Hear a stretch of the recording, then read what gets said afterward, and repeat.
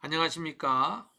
오늘 10월 18일 말씀 묵상 함께 나누도록 하겠습니다. 오늘 말씀은 10장 11절서부터 36절까지예요. 우리 같이 기도할까요? 사랑의 하나님 아버지, 하나님께서 오늘 또 저에게 이 주시는 말씀 우리가 마음에 품고 우리가 또 기도합니다. 함께 하시고 지켜주십시오. 예수님의 이름으로 기도했습니다. 아멘.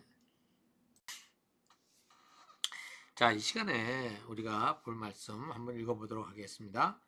10장 11절 읽겠습니다. 제2년 둘째 달 그 달 20일에 증거궤가 보관된 그 성막에서 비로소 구름이 거쳤다. 이스라엘 자손은 시내 광야를 떠나서 구름이 바람 광야에 이를 때까지 여러 곳을 거쳐 행군을 계속하였다. 이것은 주님께서 모세를 시켜 지시하신 명령을 따라서 한 첫 번째 행군이었다. 맨 앞에는 유다 자손이 진의 부대기를 앞세우고 부대별로 정렬하여 출발하였다. 유다 부대는 암미나답의 아들 나손이 이끌었고 뒤이어 따라 나선 이사겔 자손 지파 부대는 수알의 아들 느다넬이 이끌었고 그 다음에 나선 스불론 자손 지파 부대는 헬론의 아들 엘리압이 이끌었다. 뒤따라 성막 운반을 맡은 게르손 자손과 무라리 자손이 성막을 걷어 가지고 출발하였다. 다음으로는 르우벤 자손이 진의 부대기를 앞세우고 부대별로 정렬하여 출발하였다. 르우벤 부대는 스데울의 아들 엘리술이 이끌었고 뒤이어 따라 나선 시므온 자손 지파 부대는 수리삭대의 아들 슬루미엘이 이끌었고 그 다음에 나선 갓 자손 지파 부대는 르우엘의 아들 엘리아삽이 이끌었다. 뒤따라 고앗 자손들이 성막 기구들을 메고 출발하였다. 게르산 자손과 무라리 자손은 고앗 자손들이 도착하기 전에 장막을 세워야만 했다. 그 다음으로는 에브라임 자손이 진의 부대기를 앞세우고 부대별로 정렬하여 출발하였다. 에브라임 부대는 임마우스의 아들 엘리사마가 이끌었고 뒤이어 따라 나선 므낫세 자손 지파 부대는 부다술의 아들 가말리엘이 이끌었고 그 다음에 나선 베냐민 자손 지파 부대는 기드오니의 아들 아비단이 이끌었다. 맨 마지막으로는 단 자손이 진의 부대기를 앞세우고 앞선 부대의 모든 부대의 후방 경계를 맡은 부대들이 부대별로 정렬하여 출발하였다. 단 부대는 암미사떼의 아들 아히에셀이 이끌었고 뒤이어서 따라 나선 아셀 자손 지파 부대는 오그란의 아들 바기엘이 이끌었고 그 다음에 나선 납달리 자손 지파 부대는 에난의 아들 아히라가 이끌었다. 이것은 이스라엘 자손이 부대별로 정렬하여 행군할 때의 행군 순서이다. 모세가 미디안 사람 르우엘의 아들 호밥에게 청하였다. 그는 모세의 장인이었다. 우리는 이제 주님께서 우리에게 주시겠다고 약속하신 곳으로 떠납니다. 장인께서도 우리와 같이 길을 떠나 주시기 바랍니다. 주님께서 이스라엘에게 잘해 주시겠다고 약속하셨으니 우리가 장인 어른을 잘 대접해 드리겠습니다. 호밥이 모세에게 말하였다. 나는 가지 못하네. 나는 내 고향 내 친척에게로 가야 하네.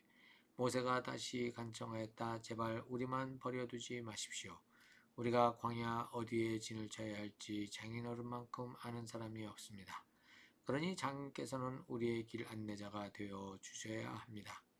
우리와 함께 가시기만 한다면 주님께서 우리에게 주시는 모든 좋은 것은 무엇이든지 장인어른께 나누어 드리겠습니다. 그들은 주님의 산을 떠나 사흘길을 갔다. 주님의 언약궤를 앞세우고 사흘길을 가면서 쉴 곳을 찾았다. 낮이 되어 그들이 진을 떠날 때면 주님의 구름이 그들 위를 덮어주었다. 궤가 떠날 때에 모세가 외쳤다. 주님 일어나십시오. 주님의 원수들을 흩으십시오. 주님을 미워하는 자들을 주님 앞에서 쫓으십시오. 궤가 쉴 때에도 모세가 외쳤다. 주님 수천만 이스라엘 사람에게로 돌아오십시오. 아멘. 자, 오늘 여기 지금 나온 내용은 이제 드디어 제2년째 2년째 둘째 달 그 달 20일에 증거가 보관된 성막에서 비로소 구름이 거쳤다. 이제 드디어 이제 어떻게 된다고요?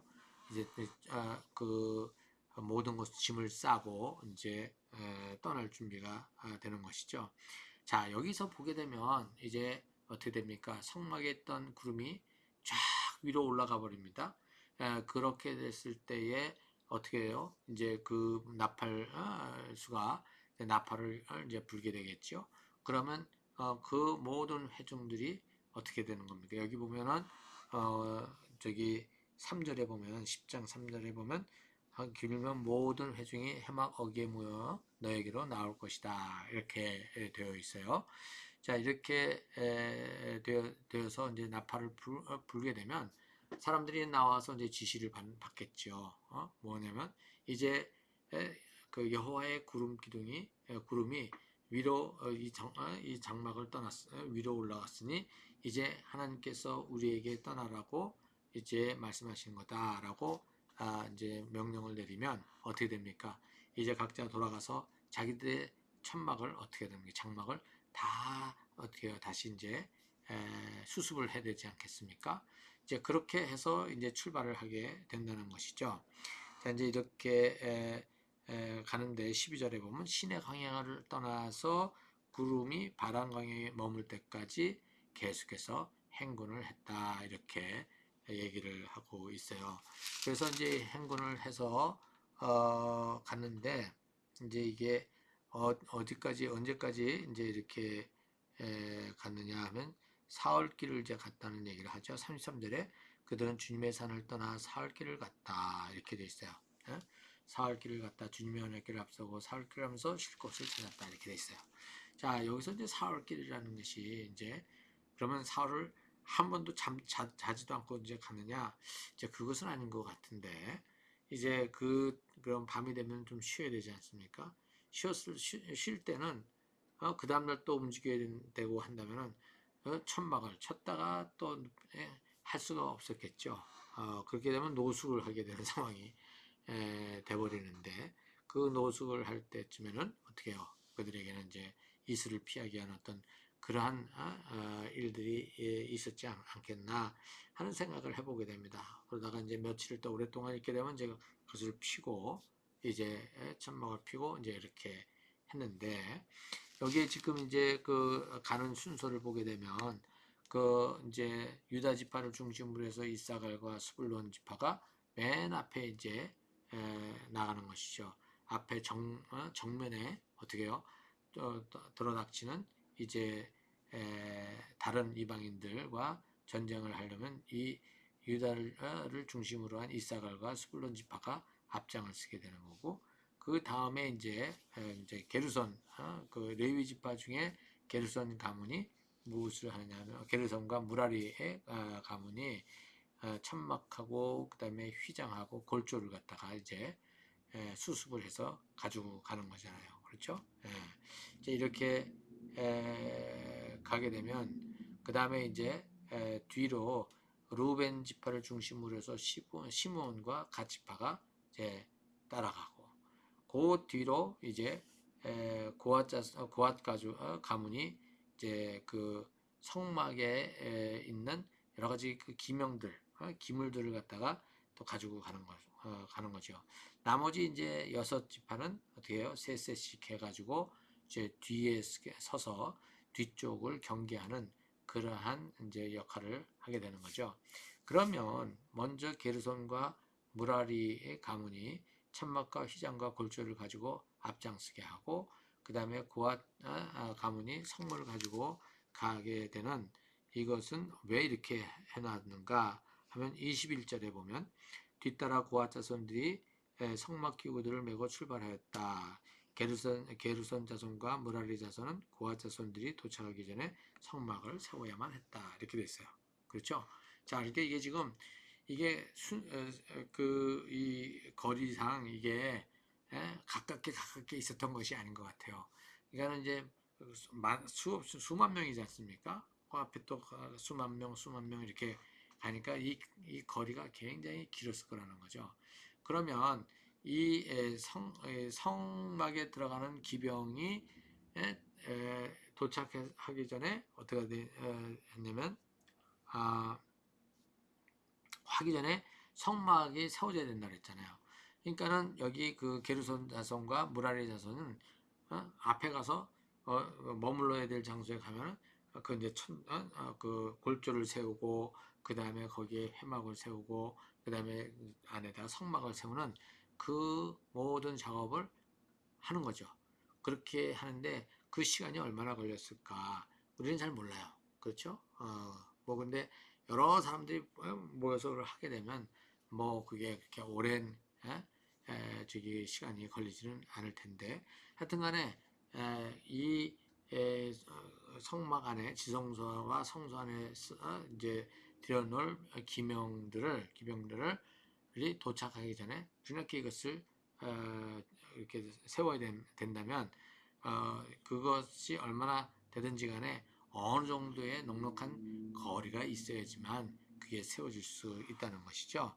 이제 이렇게 해서 지금 이제 행진하는 이 순서를 이렇게 만들어 놨다는 것을 볼 수가 있습니다. 이제 이렇게 해서 그들은 어떻게 보면 앞에는 전투하는 모양, 뒤에서는 수비하는 모양으로 이제 이렇게 앞으로 전진해 가는데 여기 29절에서 보면은 그 모세가 자기 장인에게 이제 그 미디안 광야에서 살고 있는 미디안 족속들의 사람 중에 한 사람인 그 이 장인에게 지금 함께 같이 가자는 얘기를 하죠. 그렇게 얘기하니까 나는 다시 우리 그 동네로 돌아가겠다, 친척들에게 돌아가겠다 그러니까 31절에 모세가 뭐라 그러냐면 제발 우리만 버려두지 마시라. 우리가 광야 어디에 진을 쳐야 할지 장인어른만큼 아는 사람이 없습니다. 라고 하면서 이제 간청을 하게 됩니다. 여기 지금 이 루엘의 아들 호밥이라고 되어 있는데 이 밑에 풋노트를 보면 모세의 장인은 민수기 10장 29절 및 사사기 1장 16절과 4장 11절에는 호밥이라고 되어 있고 출애굽기 2장 21절에는 루엘이라고 되어 있고 출애굽기 18장에서는 이드로로 되어 있다는 거죠. 자, 이 이름이 다 다른데 이걸 어떻게 우리가 이해를 해야 될지 사실 우리는 잘 몰라요.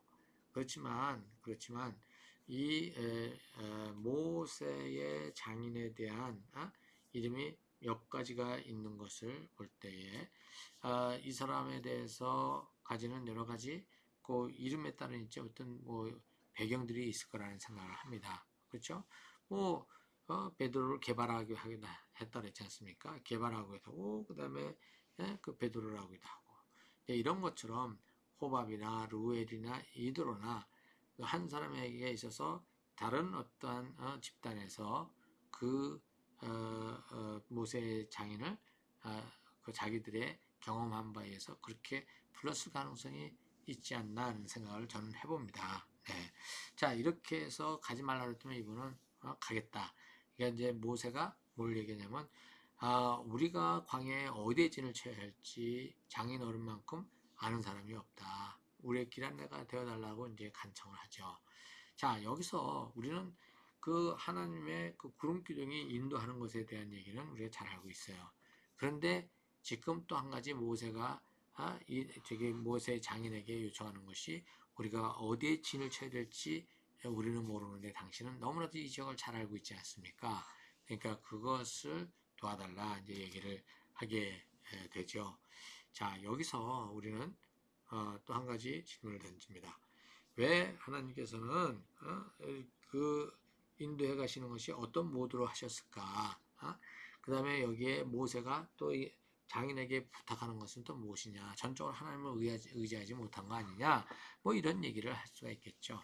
근데 이거는 어떻게 그림을 보여야 되냐면 하나님께서 인도하시긴 하지만 뭐예요? 또 인간이 가지는 그 축적된 경험들로 인해서 어떻게 나오는 지혜, 이 지혜가 또한 중요하다는 것을 얘기해 주고 있는 것이죠. 결국은 여기에 보면 가서 어디를 가든지 간에 해 놓으면 34절에 무엇이 돼요? 낮이 되어서 그들이 진을 떠날 때면 주님의 구름이 그들을 위를 덮어 주실 거라는 거죠. 자, 여기서 모세의 장인이 오늘 여기로 가는 게 좋겠다 하고서 거기로 갈 수 있잖아요. 근데 거기에 구름이 어떻게 해요? 안 갈 수도 있잖아요. 다른 데로 또 움직일 수도 있잖아요.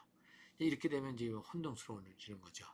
그런데 그런 면에 있어서 이드로가 그것을 결정을 해 가는 것을 어쩌면은 그 하나님의 구름도 그것을 그대로 가지고 갔다가 거기에서 뭘 한 거예요. 이제 천막이 씌워지고 그러면 거기에 구름이 이제 내려오게 되지 않습니까? 그러면 그것이 뭐가 되는 거예요? 컨폼이 되는 거죠. 이들과 결정한 이것이 하나님의 성막이로구나. 하나님께서 지금 그것을 어떻게 여기에 내리시려고 하는구나 해서 그 컨펌을 받는 거지 않습니까? 컨퍼메이션을 받는 거지 않습니까? 이렇게 해나가는 어떤 모습들, 여기에 모세가 믿음이 없어서가 아니라 사실은 그 하나님의 행하시는 것과 그 다음에 이 인간이 또 취해야 될 어떤 그러한 지혜들, 이것을 모세가 무시하지 않고 요청했다고 하는 사실을 저는 오늘 여기서 보면 너무나도 다시 한번 생각을 하게 되죠. 그래서 우리가 전적으로 하나님의 인도하심을 받고 하나님의 음성을 듣고 움직여 간다고 하는 그 사실, 그것은 어떠한 하나님이 인간에게 주셨던 모든 지혜와 어떤 판단력과 이런 것들을 배제한 채 어떻게 그 오로지 하나님의 그 음성만 듣고 간다라는 얘기가 아니라는 거죠. 하나님은 어떤 면에 있어서 상식적으로 움직여가는 어떤 그러한 정황들, 합리적으로 움직여가는 그러한 정황들, 이것을 기반으로 해서 하나님의 움직여 가시는 것들을 보여주시는 거라, 저는 그렇게 생각을 하게 됩니다. 그래서 그러고 나서 이제 35절과 36절을 보면 또 여기서도 뭐라고 그럽니까? 괴가 떠날 때에 모세가 외치죠. 주님 일어나십시오. 주님의 원수들을 흩으십시오. 주님을 미워하는 자들을 주님 앞에서 쫓아내라. 자, 이제 구름이 이제 위로 올라가고 이제 다들 이제 진을 천막을 다 해서 가지고 가는데, 갈 때에 뭐라고 그러냐면 모세가 여호와여 일어나십시오. 일어나 달라고 얘기하면서 그 일어나 달라는 말에 그 여기의 의미는 뭐냐면 다른 원수들, 우리를 대적하는 다른 원수들을 어떻게 달라는 거예요? 쫓아내 달라는 얘기를 하죠. 자, 여기서 보여주는 암시는 이제 그 사막 광야 속에서도 어떤 일이 벌어지느냐? 그 광야에 사는 다른 여러 이름 없는 그 부족들, 지금 우리를 모르는 거니까요. 그들의 어떤 그 방해와 공격을 충분히 받을 가능성이 컸다는 거죠. 그래서 우리가 움직일 때 움직여가는 그 자리마다 우리를 방해하는 자들, 우리를 못 가게 하는 자들이 있을 것이라는 거죠. 그것을 주님께서 앞서서 행하여 주십시오. 이런 얘기를 하는 거죠. 그 괴가 쉴 때에도 모세가 외치기를 주님 수천만 이스라엘 사람에게로 돌아오십시오. 자, 이제는 우리 여기에 이제 진을 치게 되니 주님 이제 여기에 성막으로 들어오셔서 우리의 삶 속에 중앙에 자리하여 주십시오라고 지금 구하고 있는 장면이죠. 자, 여기에 이런 것들을 보게 되면 하나님께서 행하시되 하나님은 혼자서 움직이시는 것이 아니라 뭐냐면 그 인간의 어떤 판단력, 하나님이 주신 그러한 판단력과 자유의지와 이런 것들을 활용해서 또한 결정을 하도록 이렇게 해가는 장면을 우리가 볼 수가 있습니다. 그래서 우리는 어느 한쪽만으로 이게 쳐지는 것이 그것은 위험하다. 항상 밸런스를 가지고, 밸런스라는 말은 그냥 요거 반이라는 말이 아니라 하나님 100%, 우리의 말씀 100% 이것이 함께 어우러져서 우리가 하나님의 뜻을 분별해가고 결정해가고 선택해가는 어떠한 그러한 일들이 있을 거라는 거죠. 그래서 우리가 계속해서 하나님 앞에서 살아간다고 했었을 때에 이것은 우리가 어떤 판단을 했던 것들, 이런 것들도 하나님께서 분명히 활용하실 것이다 라고 하는 그러한 것으로 우리가 우리의 마땅히 해야 될 바를 게으르지 않게 해갔으면 좋겠어요. 같이 기도하겠습니다. 사랑의 하나님 아버지께서 오늘 주신 말씀을 우리가 또 묵상해 보았습니다. 아버지 하나님, 참으로 우리 주님께서 오늘 이 본문 속에서 하나님께서 참 하나님의 어떠한 귀한 말씀과 그 다음에 또 어떤 영적인 인도함을 통해서 하나님의 뜻을 드러내시기도 하지만 또한 일반 계시 속에서 또 우리가 판단하고 결정할 수 있는 것들도 주님께서 또 인정하시고 있다는 사실을 우리가 보았습니다.